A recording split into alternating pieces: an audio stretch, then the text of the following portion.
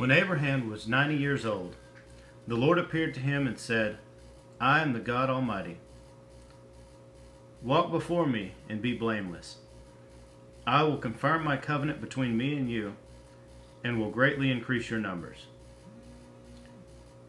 Abram fell face down, and God said to him, As for me, this is my covenant with you. You will be the father of many nations. No longer will you be called Abram. Your name will be Abraham. For I have made you a father of many nations. I will make you very fruitful. I will make nations of you, and kings will come from you.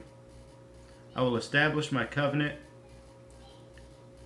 as an everlasting covenant between me and you and your descendants after you for the generations to come, to be your God and the God of your descendants after you.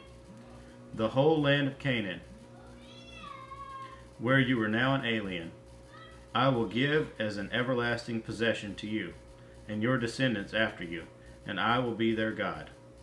Then God said to Abraham, As for you, you must keep my covenant, you and your descendants after you for the generations to come. This is my covenant with you and your descendants after you, the covenant you are to keep. Every male among you shall be circumcised. You are to undergo circumcision, and it will be the sign of the covenant between me and you. For the generations to come, every male among you who is 8 days old must be circumcised, including those born in your household or bought with money from a foreigner. Those who are not your offspring, whether born in your household or bought with your money, they must be circumcised. My covenant in your flesh is to be an everlasting covenant.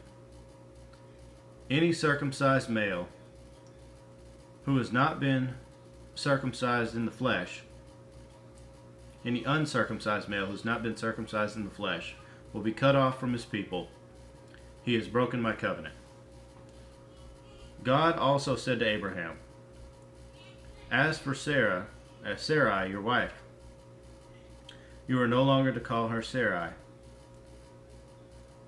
Her name will be Sarah. I will bless her and will surely give you a son by her. I will bless her so that she will be the mother of nations.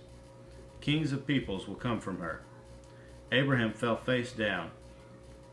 He laughed and said to himself, Will a son be born to a man 100 years old? Will Sarah bear children at the age of 90?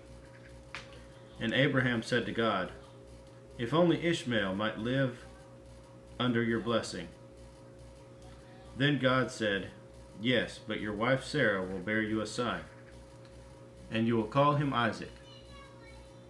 I will establish my covenant with him as an everlasting covenant for his descendants after him. And as for Ishmael, I have heard you. I will surely bless him. I will make him fruitful and will greatly increase his numbers.